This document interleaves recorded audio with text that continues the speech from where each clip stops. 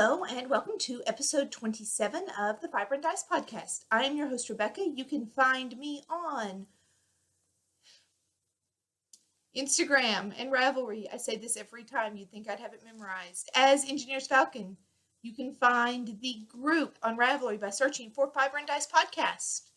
You can now find the podcast on YouTube by searching for Fiber and Dice, all one word, FIBERANDDICE. I was kind of scared of YouTube. It feels really out there in public. I mean, I know it totally is, but it's there now.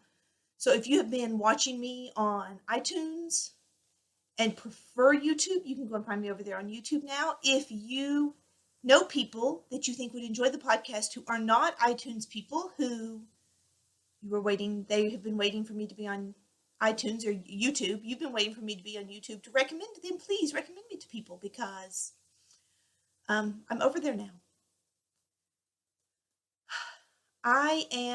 Show notes are at bluebonnetfibers.com. The engineer's taken them over and they are going much better. We might even go back and put past show notes. I don't know. I am sitting on the bed in the bedroom. I've recorded from this bedding before. You may recognize this from older episodes. I have not podcasted from this headboard before because this is the first time in my grown-up life I've owned a headboard.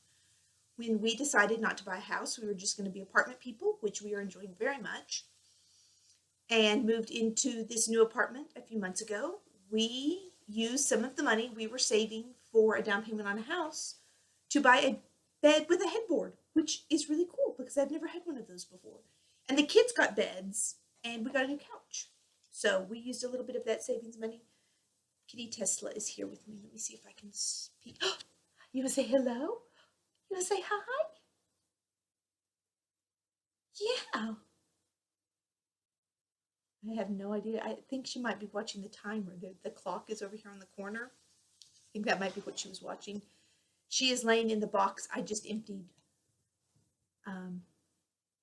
I've been putting everything that I want to talk about on the podcast in a box, so it's the podcast box. Well, now that I've emptied all out, it smells like sheep and is an empty box. So, of course, hello, cat heaven. So if you can hear her crinkling around, and I took everything out of the plastic so there would be no crinkling noises. And now she's trying to get comfortable in the box on top of those wrappers that I took off so they wouldn't crinkle. So sorry for that. I'm going to be a little short, I hope, because when we finished school today, the kids sat down to do typing and I took about a 20-minute nap. And when I woke up, I heard them in Brother's room, which is why I'm recording in here, because I could hear them in the living room. They are recording the Elf and Bot podcast, which is the podcast they've been recording off and on for the last, year, about since I started. And it's adorable, and they really want to put it out on YouTube, but I am really scared to have my children out on YouTube. That seems very public. I just barely got brave enough to put myself out there. But it is fabulous. The one they filmed last week, they did book reviews and movie reviews and video game reviews. And they talked about what they were doing and what they were learning in school. And theirs had nifty transitions and titles like mine used to have when I had more time, or when I thought I had time to edit my podcast. And subtitles and credits and all these fancy things that mine does not have. So, do any of you guys have kids with YouTube channels? And if you do, I would love some feedback and some advice, or know people with kids with YouTube channels. Because they make movie trailers that are awesome. And they're filming this podcast, and they really, really, really want to be on the internet. And I think that they are adorable, and I think that their stuff is really good. Sorry, I'm trying to sit still enough not to move the bed that will move the camera. Their camera doesn't wiggle as much as mine does. They're really good at this. But if you have any input or advice on that, I would love to hear your feedback, because I'm scared to let them do that. But I also think that kind of in today's society, that's a good skill, like that. Handling yourself on the internet is like a huge part of living in this period of time in this part of the world. So, thoughts on that if you have them. Would your kids watch my kids talk about books and video games and those kinds of things? Do they watch other kids on YouTube channels? I'm curious. Let me know. Board games. Lots of talk about board games too. Okay, I have show notes this week, so we're gonna try to go in order. We're gonna try not to skip anything, and I'm going to try to correct the multitude of errors I made on the last episode. Oh my goodness, there were so many. I watched it back the next day and I was like, oh my goodness, I was way too tired to be filming. So apologies for any mistakes I made last time. What is in the Mountain of Conquered Things? Little Sky. This was on Bobbins, on 2 singles last week. I haven't measured it, but I think it is gorgeous. I still haven't found its tag, so I can't tell you what it is, but it was dyed by Yarn vs. Zombies for a club colorway, and it is gorgeous, and I love it so much. So, and it's probably, I think it's about 2 ounces. So that is in the Mountain of Conquered Things. I do not have anything else in the Mountain of Conquered Things this week as far as fiber goes, except for my socks, and I don't know where my socks are. I finished my socks. I'm going to go and get them. I'm going to do this horrible thing that podcasters do where they walk off screen. I'm going to do that awful thing real quick.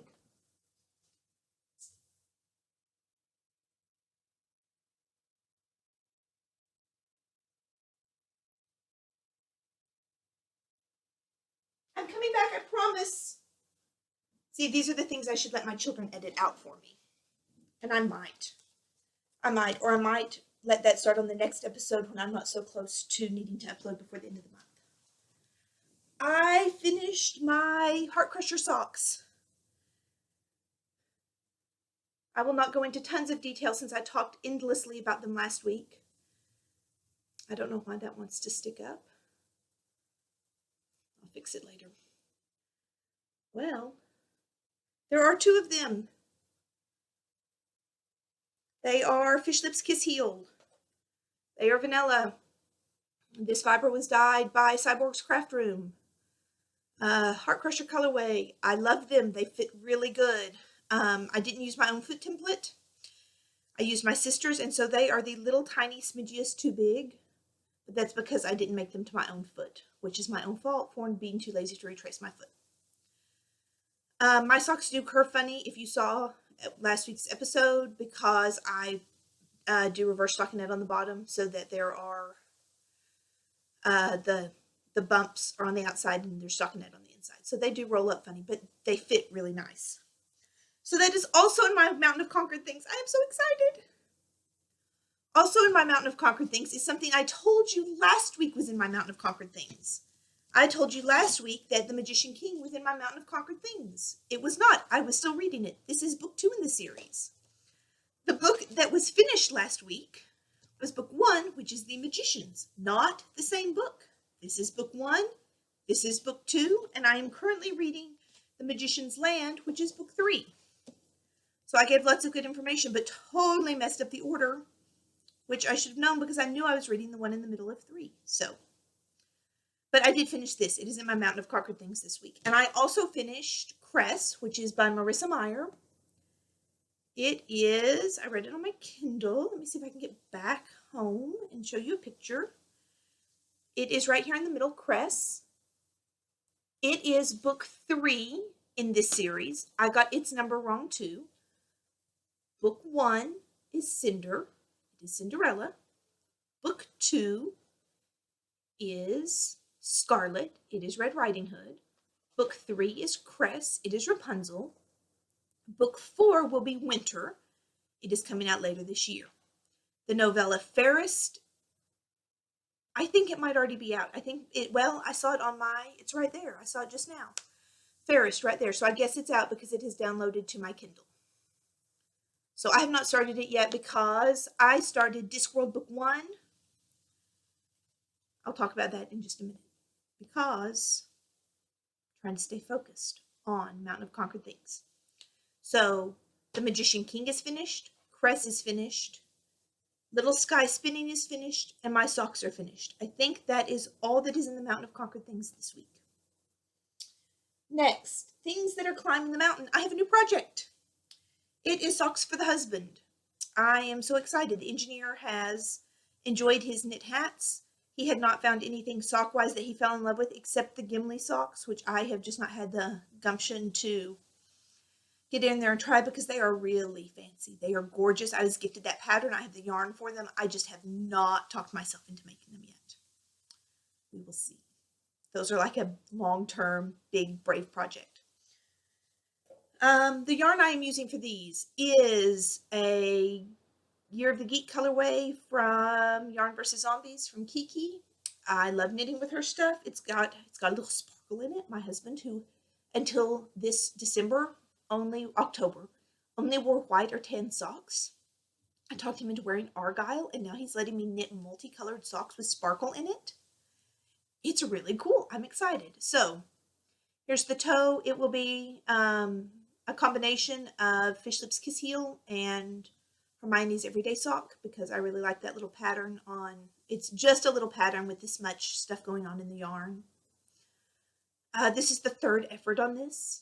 He has an interesting shaped foot. I call them hobbit feet. I like them very much, but his toe box is incredibly wide. His foot is incredibly flat, and his heel, while not as narrow as mine, is exceptionally narrow for the width of his toe box. His foot gets really narrow compared to his toes. So I've had to play with getting the toe just the right size so that it wasn't, this stab at it is 8 stitches smaller than the first one. Oh, and then the other time I was working on them. I knit the toe in about 4 inches of the foot, and then it was too big, so I frogged it to start over, and I knew that would happen. This is totally normal for me at the beginning of a project. And then I cast it back on and got about halfway through the toe and picked up my needles at the game table and went to knit, and this needle almost cut my finger open because, as you can see, it was broken. I have no idea when or how it got broken. I was knitting at the game table with it. It was fine. I set it down on the table. There was no drama. There were no cats. There were no children. There was nothing. And I came and sat back down at the game table, and the end was gone. We found it under the leg of the table. I have no idea what happened. So my sweet daddy, while I went and got a Starbucks, filed this down so it's smooth, so they're not the same size anymore, but at least they still work. Yes, this is a ridiculously long cable to knit a sock on. I agree with you. When I went to order, I was going to order 40-inch circular needles for sock knitting, so I could do 2 at a time if I wanted. I accidentally ordered all 47s, so now I am doing single socks on 47-inch circulars. It's a lot of needle. That's okay. I love them anyway because I've paid for them and they're mine and I'm going to use them. Be content with what I have as much as possible. So that's climbing the mountain. The other thing that is climbing the mountain, well, I'm reading. I told you I was reading The Magician's Land.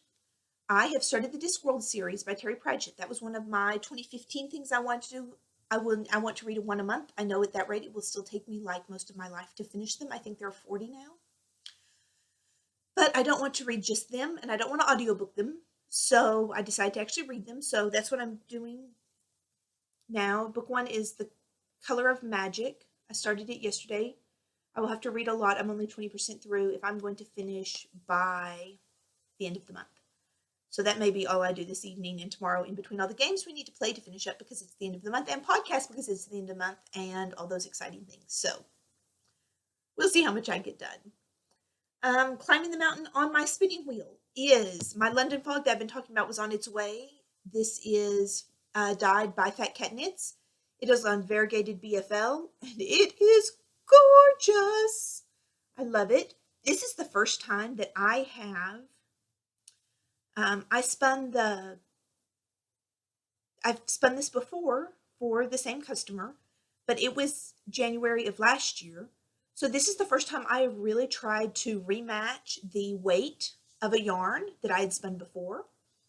And so that's been an interesting experience, going back and seeing how much, here's the fiber that's about to go on the wheel. This is the second, it's 6 ounces, so 3 and 3. But I love her colors so much. And I love stuff on variegated BFL. I love how deep and rich and pretty it is. Oh, you might notice my wedding ring. You might not have noticed that I've never worn a wedding ring before. my hands get so swollen by the end of the day that my wedding band from 17 years ago won't fit over my knuckles. I can't get it back off at night and it hurts really bad. So I will just start peaks. I got a new wedding band. It is hammered rose gold and it is gorgeous and I love it so much and it is so fun to wear a wedding band again. So it's not at all loose right now. It's not snug, but it's not loose either. Sometimes it is almost loose enough to fall off. And then this one it's not gotten stuck yet. So I'm very grateful that it doesn't get stuck, but it's definitely not too snug.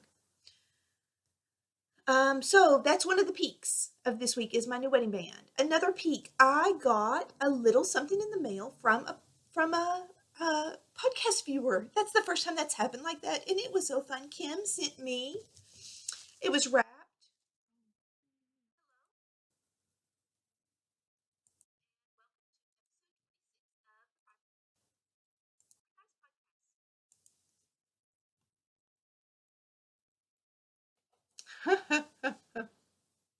And it kept recording. When I reached over for it, I bumped the mouse. It spit me back to last week's episode. So you heard me start last week's episode. I'm sure I assumed it had paused this one and I was going to have to go in and edit. And it kept running. I couldn't figure out how to get it back. So sorry for that interesting interruption. So Kim sent me, it was wrapped in this little, oh, how cute is that? I love it. I love it. I love it. I love it. And then it was this little, a little notions pouch. I might have gotten a little teary because it's so cute. And stitch markers and a little crochet hook.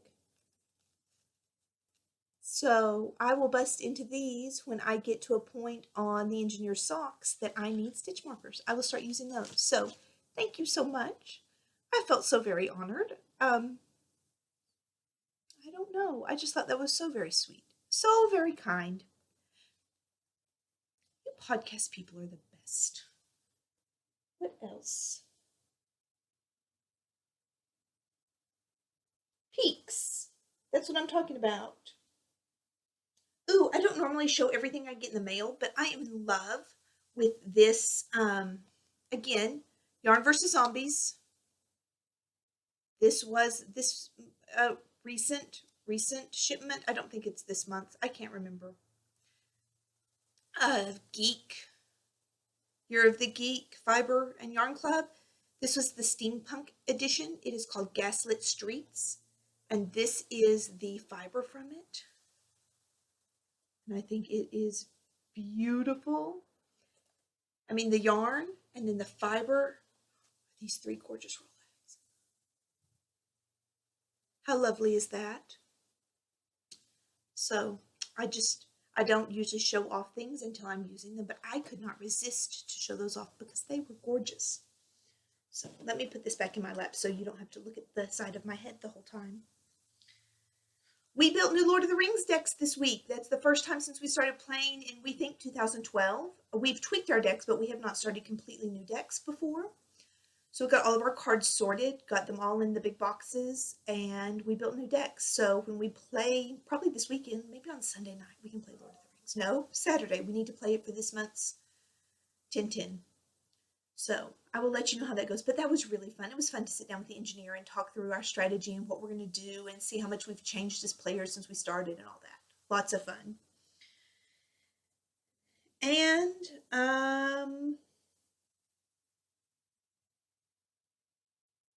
Chatbooks. Have you guys heard of Chatbooks? It is an app you download. I put mine on my iPad. The engineer put it on his Android phone. But it is to print your Instagram pictures. It prints, there's lots of choices. The option we went with prints 60 per book per month, starting with your oldest pictures. And you get to go in, if there are pictures you don't want to include, you can take them out. And there were a few I took out. And you can pick which one's going to be on the cover. But every month they send you one book, starting with your oldest pictures until you're caught up. So $6 a month, and that includes shipping. And then when you get to a point where you don't have 60 pictures, once you have 60 pictures in your 60 pictures that haven't been printed, they'll print you a new book and charge you $6 and mail it. So we got our first, the engineer and I both got our first Chatbooks this week. I am very impressed. They are so cute. Those are my Susie's Reading Mitts. These are my Girl on Fire mitts. I got them I knit these for, this was my very first Instagram picture ever also. The first Catching Fire movie. Total blank. I like to knit mitts for movies. I've said that before. So I knit these to wear to that movie. And it was way awesome. I'll think of it, 2 o'clock in the morning. I'll remember the name. But it prints April 24th, 2012. So it prints the picture and it has the little date up here. And then if you put something on it, these say teaching the kids how Instagram works, sister's portrait of brother and brother's portrait of sister. So anything you wrote, it doesn't have comments, but anything you wrote is down there on the bottom. So I thought that was really fun. So many fun memories. And so now I have a little scrapbook. Oh, this is my first time to Navajo apply yarn. I was so excited about that. It was for a friend. And this was when we were selling our house. I went to Sonic and ate dinner, and we sat in the car. We had 2 house showings in a row. So I watched Fat Squirrel and ate Sonic. It is so fun to look back through all of my Instagram pictures in these little books. And the engineer got one too. He doesn't have near as many coming as I do because he's been using it longer, but he takes fewer pictures on Instagram. Most of his stuff goes straight to Facebook. But the engineer is especially good at documenting board games as we play them. So a lot of his pictures, and this year with the challenge, mine too, are board game pictures. So it's really fun to look back and see what we're doing. So those are my peaks this week. I don't have any major pitfalls to talk about. I can't think of anything that even makes a good, funny laugh at Rebecca's stories. I don't have any. So I guess my closest pitfall was that I was a little embarrassed when my children's podcast was better than mine. What's in base camp this week? Lots of fun stuff going on in base camp. That hat, that Minds of Moria hat I told you I was going to knit. I am going to knit it. The only reason these socks got put on the needles first was because I needed something I could do while we were traveling. And I have washcloths in the car for the actual car trip. But I don't want to knit those while we play games because no. And I can't knit the Minds of Moria hat while we are gaming because it involves actual thought. So it didn't get cast on because we were in Lubbock and Hobbs. We had a busy weekend. But that's still in base camp. What else is in base camp? Okay. I am so excited about this project. I've got 2 braids of fiber from my friend Created by LCB. I've spun some of her stuff before. In fact, she dyed poolside for me. And I have to tell you, these are gorgeous. This one is called Mine because it is like her favorite colors, her favorite things. It is 4 ounces of superfine merino, rose, merino gold stellina.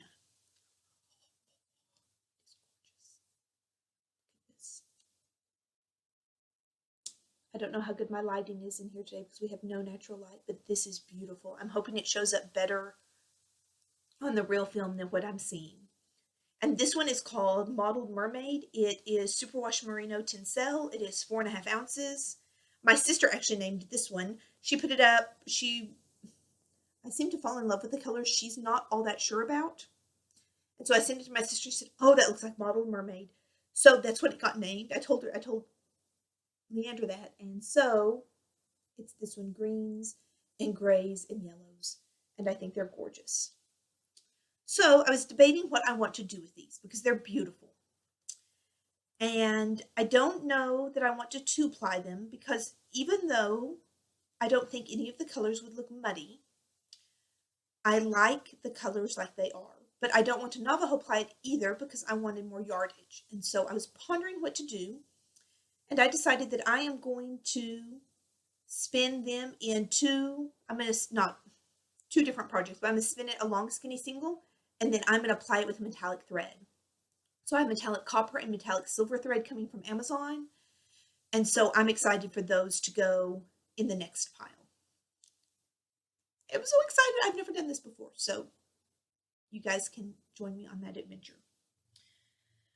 Ducks in a row. I'm going to keep it short. We have, I've been trying to think, what other little things do I do weekly that make my life easier that you might find some benefit from? And one of my long standing things that I hate is menu planning. And so over the months, we have gotten years, we've gotten better at menu planning. And one of the techniques that we seem to fall back on over and over and over is our menu template. And so I'm going to share real quick how we plan our menu. We vary it depending on seasons, gymnastics, all that kind of stuff. But basically, we sit down, we look at a week. What meals do we normally eat at home? Do they need to be cooked in advance? Do they need to be crock pot meals? Do they need to be leftovers meals? What? Gymnastics on Thursdays is from 4:30 to 5:30. That needs to either be something leftover, something in the crock pot, or something the engineer can throw together when he gets home because he beats us home. Not by much anymore. He used to beat us home by quite a bit, but not so much anymore. So, those kinds of questions. So then we designate, this time we have categories. We have a chicken and rice meal every week. We have a crock pot meal that will serve leftovers. So 2 nights a week is crock pot meal. One night is beef and veggies. And then one night is a pasta meal. And then one night of the weekends are grill meals, breakfast sandwiches, pancakes, breakfast for dinner type things, homemade pizza, and fancy meals like Pioneer Woman. She has a lot of recipes that are just too much work for me to do before the engineer gets home. And then, after we've designated those categories, we make a list of foods that fall under those categories. New to our menu this cycle is chicken and rice. My mom makes a marvelous chicken and rice that my children both like, and so that's one of the chicken and rice meals. Lime chicken, stir fry, and fried rice. So that's 4 chicken and rice meals. That's a month's worth of meals of chicken and rice that we can make on Mondays or Wednesdays. Crock pot. We have a chicken tortilla soup. We have chili. We have potato and pea soup. We have pumpkin soup. We have just potato soup. So those, that's usually a Tuesday or a Wednesday-Thursday split or a Tuesday-Thursday split. Beef and veggies. We can grill. We can eat hamburgers. We can eat hot dogs. We don't eat hot dogs very much, but that could fall under that category. And then whatever vegetable we're in the mood for, we can fry up potatoes, or we can bake potatoes, or we can eat carrots. I mean, you know what vegetables are. And then under pasta, I put, we've been eating angel hair pasta with fresh sweet tomatoes diced up, and we cook them with shallots and jalapenos and olive oil and a little bit of balsamic vinegar and some Kelly B. She's a friend of ours that makes wonderful salts, rosemary, lemon salt. So when I sit down to make the menu, I can pick one rice meal, chicken and rice meal, one crock pot meal, one beef and veggie meal, and because we cook them regularly, I know what we need for them, I know what to look for, that kind of stuff. So each weekly menu is pulled from that master list. Of course, if we're bored with any of it or I see a new recipe, I can stick it in wherever I want. But on those weeks that I just cannot think through one more single coming up with meals, having this template in place works. And it also helps on Tuesday mornings. I need to start the crock pot. Having that routine is good for me. So that is my ducks in a row, making a menu. And after 4 or 5 months, when you're sick of it and the seasons change and summer comes along and you're ready to do something else, or you're ready to grill out 2 or 3 nights a week, then you sit down and you make a new template. You make a new footprint and you fill in the blanks, and then you've got menu making made easier. So give it a try and let me know how it works, if it works for you. Last thing I have to talk about is Gamerly News. Gamerly News is going to be really short. There's no game this week. I just wanted to kind of update on where we stand on everything. We have had into the January, that's over here, the January drawing for the Fiber and Dice contest. You can find information for all the contests on the Fiber and Dice group. and on episode 24. But so far we are sitting at, I think, 45, almost 45 entries for the January dice roll for the pattern. So I'm excited about that. We have 16 entries. Now some of those are us. And obviously I'm not going to win anything, but since I'm posting to Instagram, I'm writing it down so I can keep everything in order. 16 entries so far for the 2x2 and 21 entries into Fiber and Dice 10x10. So that's all very cool. Where does our family stand? We need one play of Valley of the Kings to finish our January 2x2x12. We need to play a handful of games today and tomorrow to be 10x10 in 2015 doesn't have to be played by any specific date, but we try to play almost all 10 of the games every month so that we're done before the holidays. So we still need to play Lord of the Rings, Legend of Drizzt, Takenoko, and Machikoro. And I think that's all doable in a weekend, especially since we have our decks built for, what's that called? Lord of the Rings. We've got our new decks built, so I'm excited to try those out. And I have made an executive decision without even consulting the family on our 2x2 in 2012. That's 2 new to you games or games that you haven't played in at least 2 years to play 2 times each in February. Those games for our family are going to be Sushi Go and Pandemic the Cure. It's a dice game. It was on almost 50% off on Amazon, and I had spending money, so I got it, and it's on its way. So I'm excited about that. It's a dice rolling version of Pandemic, and it's gotten excellent reviews. I've picked it up every time we've been at the game store and at Barnes & Noble. I don't know how many months. So when I saw it last night, I was like, yes, that is what I want. So in Sushi Go, we've heard so many good things about, and so we picked it up too. So that is all I know. I guess when the engineer watches this podcast for show notes, he can find out what we're playing in February. Hi, engineer. I do believe that is all I have this episode. Please find out about the contest if you're interested in those. And I will be making notes on the morning of February 1st for everything that was entered in the Fiber and Dice Challenge for the drawing this month. So you have until the morning of February 1st when I get up to enter into that. So, Lord willing and the creek don't rise, I will see you guys in February. Bye.